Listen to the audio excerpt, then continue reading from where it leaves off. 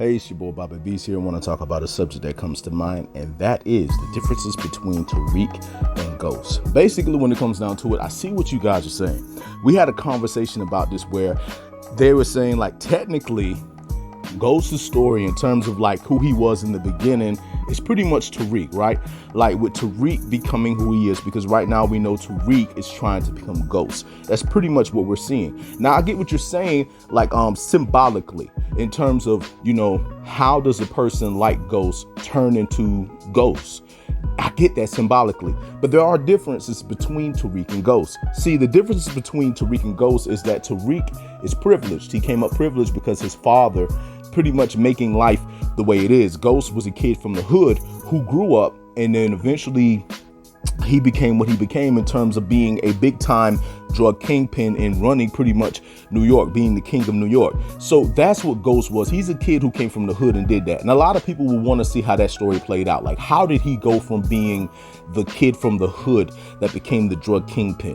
When it comes down to it, when people talk about Ghost and wanting to know how Ghost became who he is, remember this about Ghost. Ghost was raised by his father. He doesn't really say much about his mother. All right. And his father owned a nightclub, which was the reason why he wanted a nightclub too. So Ghost was raised around a clubbish atmosphere.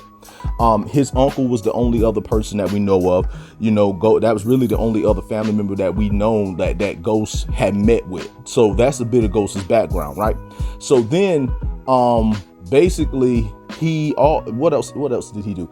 He eventually ended up, because his father died, he ended up living with Tommy's mom. So he ended up living with Tommy, and Tommy became like his brother. So him and Tommy was best friends since they were kids. And then they eventually met Kanan. So basically what you're seeing in terms of like raising Kanan, that whole atmosphere, that whole hood thing right there, that's pretty much Ghost's surroundings as a kid. That is what he's growing up in, because he's from Queens, New York as well. Basically, the story of raising Kanan, for those who didn't know, this is Queens, New York, right? So basically, when it comes down to it, it is, Ghost comes up there. So people want to know, how does Ghost go from Queens, New York, in the hood, over there with Rock and all them at, to becoming the king of New York? The thing is that with Raquel right now, Raquel has a lot of power, right? Raquel runs things, but we don't know, what Ghost saw when he was little. Obviously, an encounter between him and Raquel has to happen, I want to say. But at the end of the day, when it comes down to it, Ghost came there.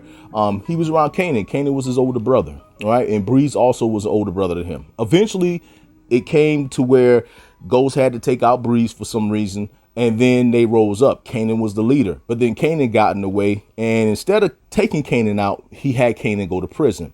So then after Kanan was out of the way, he rose up even higher and became the king of New York.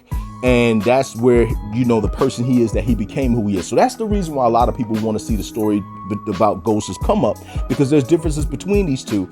Because basically, when it comes down to it, Tariq came up privileged. Basically, Tariq was around the best schools, lived in the best house in Manhattan. I mean, he was around everything. His father puts him in a position of power. So if anything, Tariq is a sequel, and Tariq's story is different and unique. And even though he may be the same person like his father, we all still want to see his father come up in terms of that story of how did he become that kid from the hood atmosphere that is in raising Kanan to becoming who he was by the time we got the power. Everybody still wants to see that. So that's not to say, okay, no, they're not the same, because some people think that, seeing Tariq's story is like seeing a prequel of Ghost and him becoming Ghost eventually. Whereas I'm like, nah, they totally different. Even though they're like the same person, and even though they're symbolized, there's a symbol.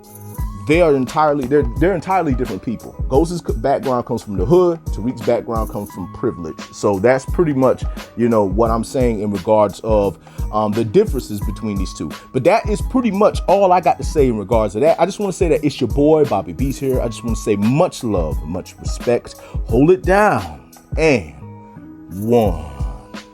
We control our thoughts. Hey, how are you doing? I want to let you know that you are the one who control your thoughts. You're the one who control your thoughts.